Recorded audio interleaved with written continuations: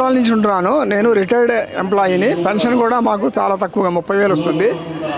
మేము ఎంతో కష్టపడి లోన్ తీసుకొని ఈ అపార్ట్మెంట్ తీసుకున్నాము. రెగ్యులర్గా మేము కడుతున్నాము. ఈఎంఐలు అంతా కూడా దేవుని దయ వల్ల మంచిగా జరుగుతుంది. ఇప్పటివరకు ఏ ఆటంకాలు లేకుండా హాయిగా సెక్యూరిటీగా ఉన్నాము.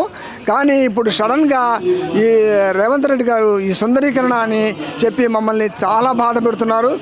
మాకు అసలు ఇంతవరకు సర్వే రాలేదు. మేము ఈ కమ్యూనిటీ ఆఫీస్ నుంచి మేము లెటర్స్ రాసి వాళ్ళ నుంచి ఒక్క చిన్న రిప్లై రాలేదు. మాకు అసలు సర్వేనే ఇప్పటిదాకా రాలేదు. మాకు అసలు ఈ పొజిషన్ అనేది తెలియట్లేదు.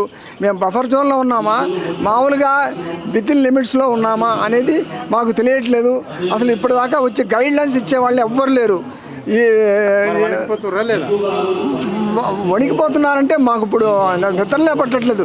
ఎప్పుడు వస్తాడు, ఎప్పుడు కొట్టేస్తాడో తెలియట్లేదు. ఆల్ ఆఫ్ ఏ సడన్ వచ్చే టైం కూడా ఇవ్వట్లా, నోటీస్ ఇవ్వట్లేదు.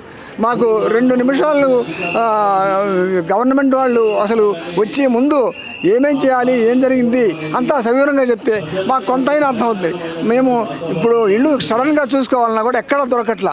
ఇక్కడే పనులు మా యొక్క మనవరాళ్ళు ఉద్యోగాలు ఇక్కడే, మేము ఇక్కడే మా మనవరాలు చదువుతుంది. మరి వీళ్ళని ఇప్పుడు కొత్తగా మళ్ళా అంతా మార్చుకోవాలంటే మాకు తల నొప్పి విపరీతంగా వస్తుంటుంది.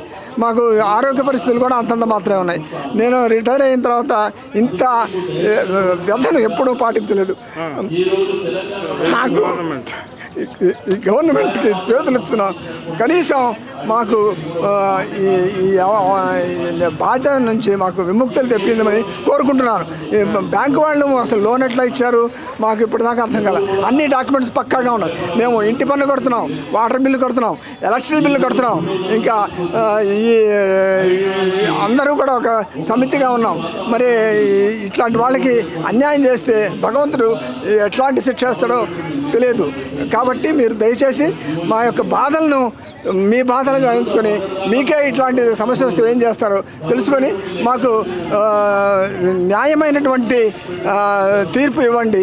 మాకు మా జోలికి రావద్దని మేము శరణు కోరుకుంటున్నాం. భగవంతుడు మమ్మల్ని కాపాడాలని కోరుకుంటాం.